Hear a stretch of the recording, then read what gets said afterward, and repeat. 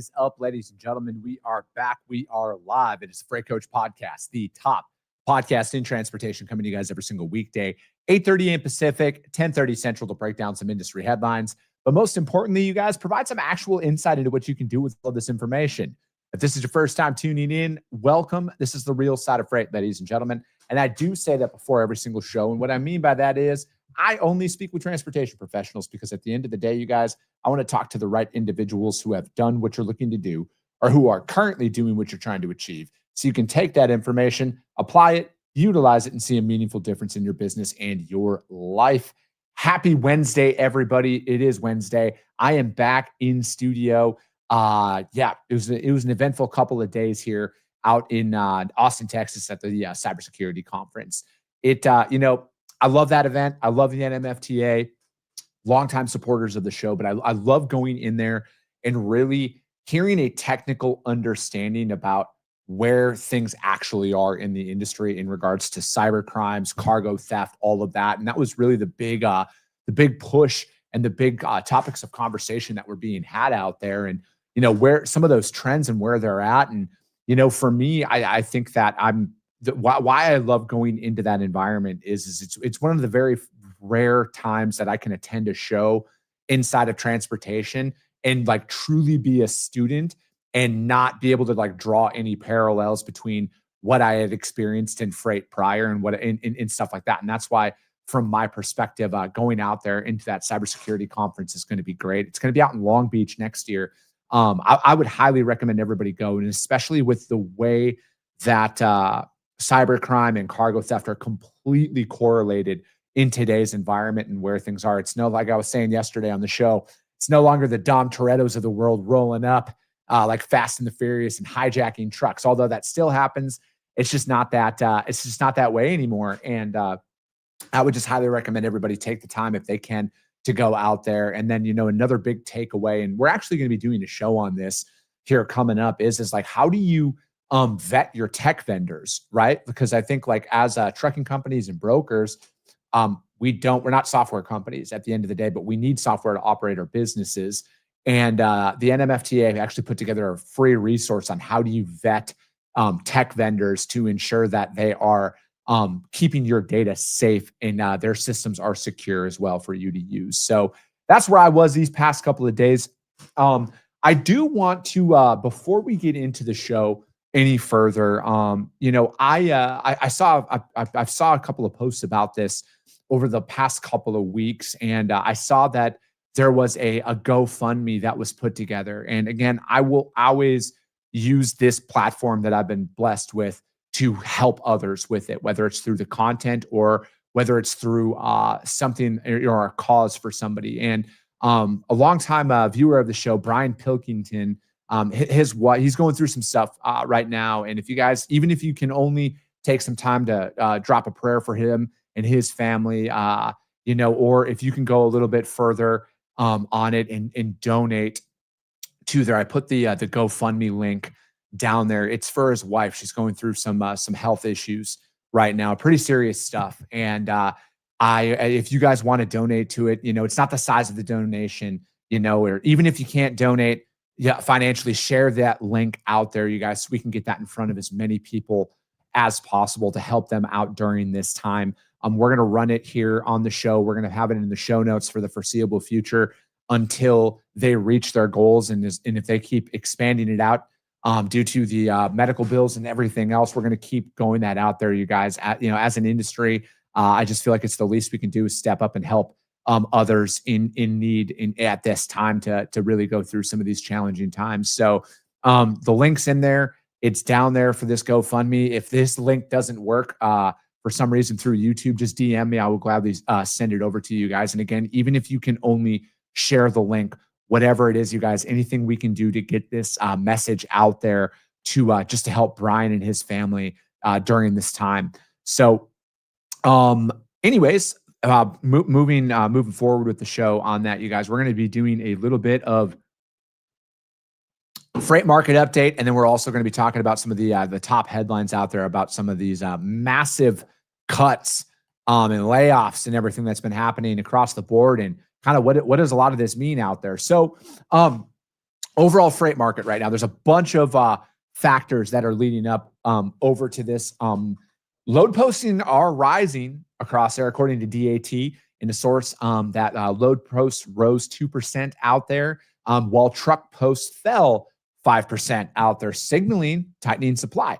Obviously, for anybody who is looking for any indication of a potential shift in a market, you guys, this is the beginning stages. Now, I'm not going to say that what is happening now is going to continue, but these are those signs that you need to look for on if there are any meaningful changes out there across the market. And now, again, I would benchmark this, okay?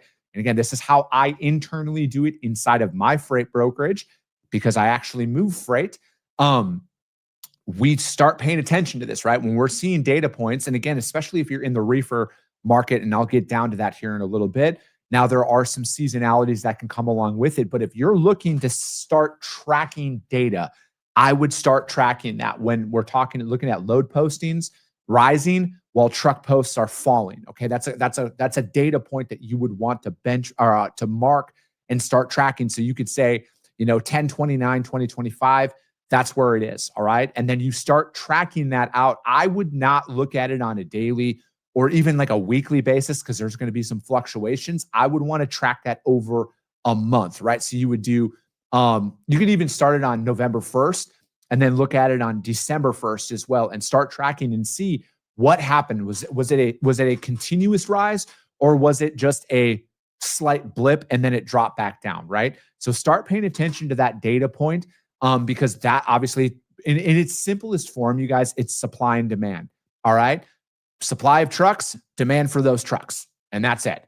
All right. And if the supply of trucks starts to decrease and then the demand of freight starts to rise at all, that is going to be the easiest way for people to break this down. Because I don't know, I went to public school. All right. So I'm not a fucking economist or anything like that. This is just the stuff that I've had to learn over the years in business to be able to read a lot of this stuff and start making sense. But again, in today's headline, 15-word society that we live in, and then everybody creates an entire theory about what's going on based on that headline.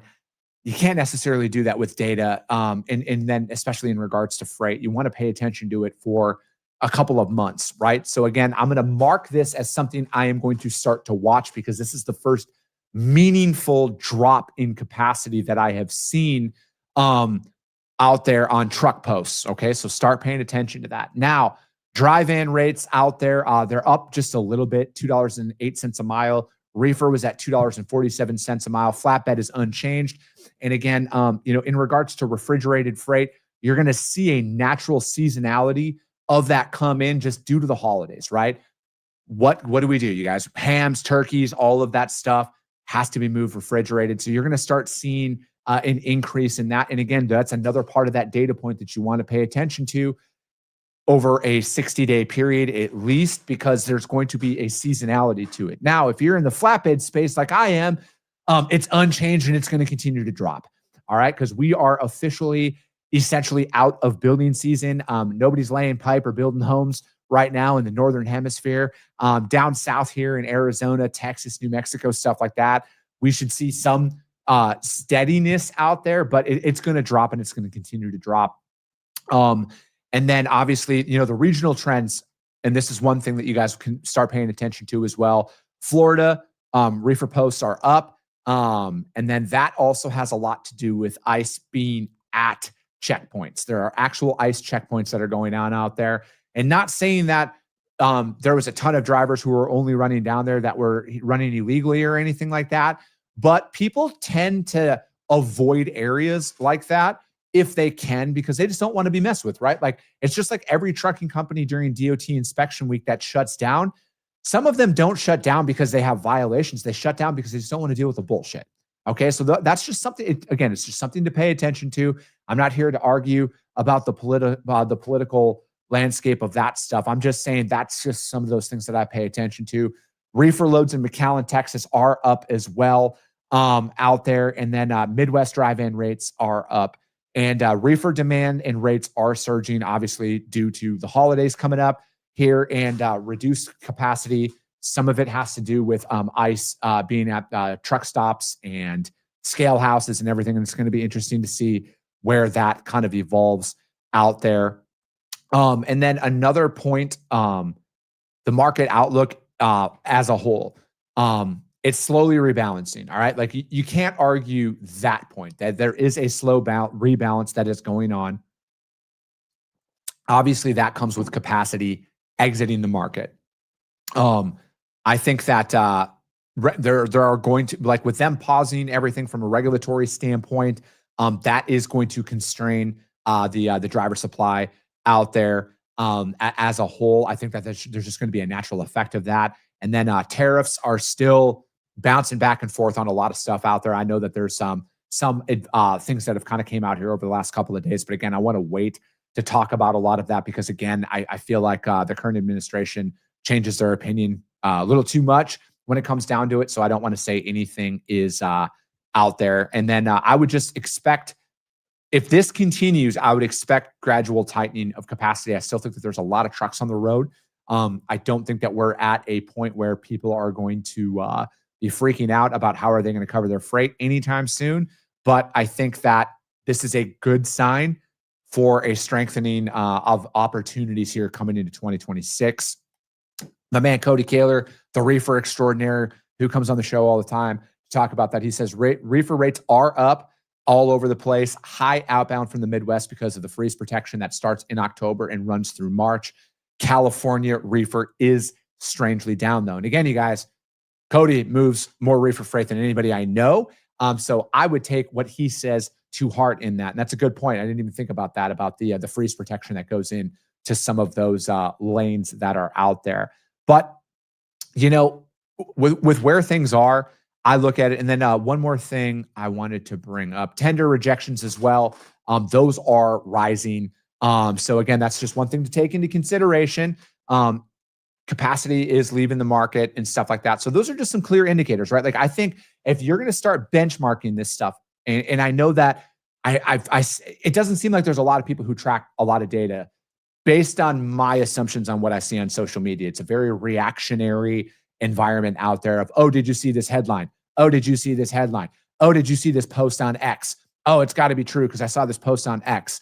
If you're going to start reading freight markets, which I would highly, highly advise, and again, like I had teased last week, there may or may not be some of that going into even deeper effect here on the show coming up. There could be some things happening here, but where we're at though, you guys, is we're going to teach you how to read a freight market. All right. I am going to teach you how I personally do it, how I've done it, and how some of my friends do it who have really successful companies. So you guys can pay attention to this stuff so you aren't caught as off guard when things happen. We're going to explain the seasonality of this stuff a lot more as well, because again, I see a lot of reactionary posts out there on social media, and it causes people to make a knee-jerk reaction on how to really approach a lot of this stuff. But I think ultimately where a lot of us are, and I'm putting myself in this category as well, we need to focus on how are we servicing our current customers? How can we build loyalty and deeper loyalties with them? But most importantly, how are we not losing sight of our business development efforts? How do we stay ahead of the majority of this stuff so we don't deal with dips in capacity or dips in freight volumes and stuff like that, because we have a full pipeline out there. And I just started reading. I'm a massive Jeb Blount fan. If you haven't read Fanatical Prospecting, I would start at that book. But I just started reading The LinkedIn Edge. It's his next book out there. And again, so far, so good. I would definitely hit that up, you guys. And again, because that solves a lot of anxieties when you have a full and healthy pipeline. And that's just something that we are internally really working on and building out inside of our sales process and our outbound lead generation stuff. So on to the fun part. And by fun, I'm being completely facetious with that. First article, you guys, ttnews.com. Amazon to lay off 30,000 as cost pressures mount. The move builds on prior workforce cuts totaling 27,000 that they've already laid off between 2022 and 2023 out there. Amazon plans major cuts to its corporate workforce, potentially eliminating up to 30,000 roles in various business functions, marking its largest layoff since 2022 and 2023 when it caught 27,000 jobs. The job cuts will hit areas such as corporate staff, roughly 350,000 white-collar employees globally, including units in logistics, payments, gaming, and cloud and computing. And then the driver of this reduction is a strategic shift. Amazon is looking to flatten its organization, reduce layers of management and bureaucracy, which I'm a fan of that, and redirect resources toward growth areas like AI, automation, cloud computing, and logistics innovation. The company's CEO, Andy Jassy, has acknowledged that the widespread adoption of generative AI and related automation tools will reduce our total corporate workforce. I would look at it, so the potential elimination up there, so like 30,000 jobs, that's like 10% of their white collar workforce out there. And then I look at it as, again, AI. Pay attention to that.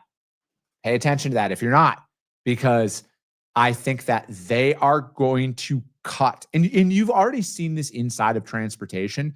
I think it was Robinson was talking about this. And again, I'm not accusing Robinson of specifically implementing AI to lay people off, but this is going to expose a lot more inside of our industry, a lot more redundancies that they're talking about there. How many times have you in your career thought and saw, like, why are there 3 people doing this one job? Now with technology, that will never be the case ever again. They are going to unfortunately eliminate a lot more. And this is just one company, right? Like, I'm going to be talking about UPS next year, and that is just in 2 companies. And like, we're talking hundreds of thousands of jobs that were just eliminated in like the last week, I want to say. And like that's a significant amount. And they all center around AI and AI finding those inefficiencies that are out there, right? Like it's just they just want to automate more, and they're going to, right? They're going to automate more. And I look at it though is because I see the word efficiency out in a lot of these, okay? And a lot of these articles, they all talk about efficiencies. And I look at it like this. That just, like if you look at it from like a workforce perspective, like I've talked about on this show, like no matter what, if you're an A player, like truly an A player, you're going to be fine no matter what. You're not going to be affected by this. But if you're one of those C and D players in the market, or I would even go B players in the market, and we all know it, right? Like I just said, how many of us have been in an environment before, in a work environment, where like, why do all of these people do this one job? Why does it take all of that, all of those redundancies? This is that efficiency, right? They have now identified there are glaring inefficiencies in their operations. They are employing way too many people to do too few of jobs, and technology is going to take it. Now, again, I'm not here to argue the morality of that. That is just the reality of what a lot of these organizations are. If you are efficient, if you are an A player, I think you are going to be all right no matter what. But that article, you guys, was from ttnews.com and talking about the Amazon layoffs. And then the next one, this one came out yesterday. This one was from usatoday.com, and UPS cuts 48,000 jobs. 48,000 jobs out there. usatoday.com is where this came from. And UPS reported its third quarter results that beat Wall Street expectations, showing adjusted earnings of $1.74 a share on revenue of around $21 billion, topping forecasts at that time. UPS revealed it had carried out sweeping restructuring in 2025, cutting approximately 34,000 jobs. And those are just in operations. So drivers, warehousing, stuff like that. And about 14,000 management jobs that were cut as well. These cuts are strategically labeled as network reconfiguration and, once again, efficiency reimagined, involving closing tens of facilities out there. 93 leased and owned buildings were shut down in the first 9 months, reducing lower margin businesses and pushing for cost savings out there. UPS also pointed to the challenging external factors slowing packaged volume growths out there. Despite the revenue decline in some parts, investors responded positively out there. With that, 48,000 jobs. It's the largest one of the largest reductions in its history. I think that's a pretty big point out there. And then UPS is reducing its low margin business. And again, it said mainly from Amazon and reallocating those resources to higher margin segments, revenue versus profit tension. Although the revenue declined or grew modestly in certain units, adjusted earnings beat expectations. Obviously, when you cut 48,000 fucking people, your overhead drops and your profits increase. But, again, public school math here. Implications for workers and the unions. And I think this is going to be something to pay attention to. And I had mentioned this on the show a couple of years ago when the Teamsters restructured their deal and some of those drivers. And again, I'm not here to argue about pay.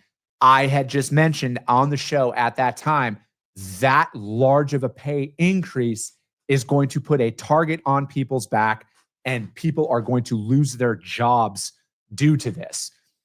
And here we are 2 years later, people are losing their jobs because, again, they're going to look at it like this. They're going to look at the efficiency aspect of it, and then they're going to look at who is costing us the most money. Can we fire this person at 100 grand and find somebody else to come in at $50,000 for the same job? Again, I'm not here to argue about the morality of any of this. These are just the factors of where a lot of this drives from. So again, if you're going to be out there and you're going to be a part of a union, you're going to have an even larger target on your back, I feel like, moving forward, especially inside of transportation out there. Again, they're going to automate as much as they can. They're going to continue to do that. And again, efficiency, you guys, is the key word in both Amazon and UPS. Redundancies, everything else are being exposed and eliminated. And unfortunately, when all of those redundancies get eliminated, jobs are at stake and are being cut, and it's going to continue, right? The more advanced AI gets, the more advanced automation and technology becomes, you guys, redundancies are going to continue to show themselves, and people are going to lose their jobs from it. Because why? And it's just going to come down to it, right? Again, I'm not here to argue about the morality behind it, but if they're like, this piece of technology costs me $5,000 a month, but all of these salaries cost me $500,000 a month, what do you think they're going to do, right? It's just simple math. And it's just going to continue to happen, though, unfortunately, out there. And it's going to be interesting to see what happens here in the next year or two with a lot of this. I don't want to see anybody lose their job, and I want to be abundantly clear about that. I truly hate seeing people lose their jobs, especially in the environment that the job market is in right now. But I think it's going to get worse before it gets better in regards to that. I think we're going to see even more sweeping layoffs and job cuts and everything else that come about from this. But that article, you guys, was from usatoday.com. And then the third article, obviously, there's another horrific crash that we unfortunately had to see the clip from in Southern California this time. ttnews.com put out an article, and that it's Duffy ups the pressure on California after the latest crash that came out there. And again, I'm not gonna. I saw the video enough. If you haven't seen the video, it's out there. It's horrific. I don't need to see it anymore. So the people who have sent it to me, please stop. Like, here's a general rule of thumb, you guys. I'm on the internet just probably as much as everybody. I really don't want to see fatality videos being sent to me. Like, there's a high probability I saw it. I don't want to continue to watch it, and I don't want to continue to see it. It's bad enough to have to see it once, let alone 37 other times. Again, I get it. You want to share the videos and stuff, but just don't send them to me, please. I don't want to see it. But this article, Sean Duffy, transportation secretary that's out there, is escalating pressure on the state of California following a fatal highway crash on October 21st that came out there. The driver was issued a restricted CDL by the state of California on June 27th and had his license upgraded on October 15th when he turned 21, even though California allegedly did not apply the stricter federal rule. Duffy is threatening to withhold $160 million in funds from California unless it complies with the federal rules and the issuance of CDL issuance and non-domiciled license eligibility out there. And again, I want to point this out because I was reading an article that I broke down about this exact topic last year. The state of California's stance is nowhere in the rule does it say that we have to conduct the the English language proficiency on it at a roadside inspection. And again, I feel like if we're going to have a federal level law, mandate, rule, whatever it is, it needs to be crystal clear, right? Like we got to, because common sense isn't common. We'll put it that way. I think that if this is going to be enforced and required to be enforced, there needs to be a very clear guideline out there where it says, where essentially what I'm saying is no state should be able to read that and interpret it that it doesn't say we need to do this in the roadside inspection manner, right? So I want it to be abundantly clear to where there shouldn't be any of this, right? Because again, there's more and more focus out here. And I just saw a stat that 25% of non-domiciled CDLs were issued through the state of California. That was an article in FreightWaves. I was reading it. I was going to talk about it on the show, but I wanted to bring up this one on TT News. But they had FreightWaves had put out there that it was 25% of non-domiciled CDLs are issued through the state of California. Funds, obviously withholding funds generally follow the money. That'll get people to act faster out there. And then it says that, California argues that it followed the law, and then it notes that commercial driver crash rate is lower than the national average, illustrating competing narratives about risk and responsibility. And then I think that with what needs to happen, I think a hard pause is going to do a lot of people a lot of good on a lot of this stuff, right? Because it's just one thing after another. And I feel like the safety, and again, like you could make the argument that the driver was on drugs because he was on drugs and that's what caused the crash. You could make that argument out there. But again, I feel like in its simplest forms, we need standards. All right. I feel like the broader issue is there is a ridiculous lack of standards that are out there, and people are going to find loopholes no matter what. Right. But I feel like when the federal governing agency, the Department of Transportation, there should be no gray area out there. It should be very clearly laid out. And I'm sure, again, I haven't read every single rule and regulation that is out there. And I'm sure that there is, but like I want it to be so cut and dry that there can't be any workarounds with this stuff, right? Because I mean, again, we're seeing these videos pop up all the time on this, and I want to see stuff being reported with equal intensity, though, because there was that crash in Georgia that happened as well. And we seemingly aren't hearing about that anymore, which we need to, right? Standards is the problem here. And we need to have everybody held to the exact same across the board, all 50 states that you're issuing a CDL in, everybody needs to be held to the exact same standards here. And if the Department of Transportation puts it out there, the FMCSA, all of that stuff, it needs to be adhered to by everybody. All right. There should be no loopholes. All of that stuff needs to be closed because this is going to continue to happen and it's only going to get worse. All right. It's only going to get worse because I'm not going to say that I think it's and I'm trying to think of the best way to put this. It's a problem. Okay. But again, remember this, you guys, when you're seeing a lot of this stuff out there in regards to the non-domiciled CDLs, I want you to remember this little saying, if it bleeds, it reads. Okay. And I say that because social media sites, news articles, all of this, they have this stuff divisive for a reason, because once you click on it and you stay on it, they can take all of that data and they can sell it to their advertisers of look at how much people are watching our stuff and clicking on our stuff. All right. I'm not saying any of this stuff is good, bad, or anything like that. I'm just letting you know that is how a lot of this stuff is done. There are a lot of issues that are out there, but they need to be fixed, and they're going to get worse before they get better because people are going to try and become more and more divisive in how they're reporting on this data and this information because they want you to click on their shit so they can go out and profit from it. All right. I'm one of the ones who are going to sit here and talk about industry issues because I want them to get better, and I want people to, not die due to negligence, gross negligence by some states out there and how they issue CDLs. Like I just look at it like this.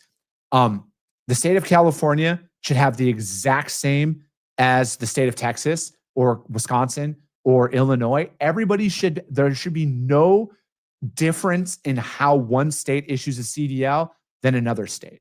And I think like that's where it's got to start. And I hope Secretary Duffy continues to drop the hammer on this stuff across the board. It has to happen across the board. This isn't a red versus blue issue. This is a literal matter. At this point, in my opinion, you guys, with where things are, cargo theft, everything else, this is a matter of national security. All right. This is what it's going to boil down to. It is an absolute matter of national security out there. Because again, read a history book at all.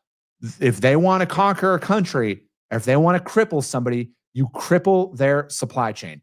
And a lot of stuff that I'm seeing out there, you guys, in regards to cargo theft and some of this stuff, it's starting to trend that way. It's starting to look that way. That's why I feel like it's a matter of national security, and it's not anything.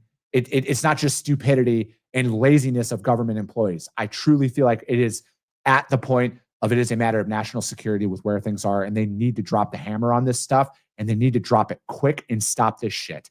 But anyways, you guys, that's it for today. I appreciate you guys. We'll be back tomorrow. We got guests coming back on. As I always know, you guys, if you guys got value in what you heard, subscribe to the show. And if you're feeling ambitious after this one, which you should be, rank this show on iTunes and Spotify. Because if you see value, your network's going to see it as well.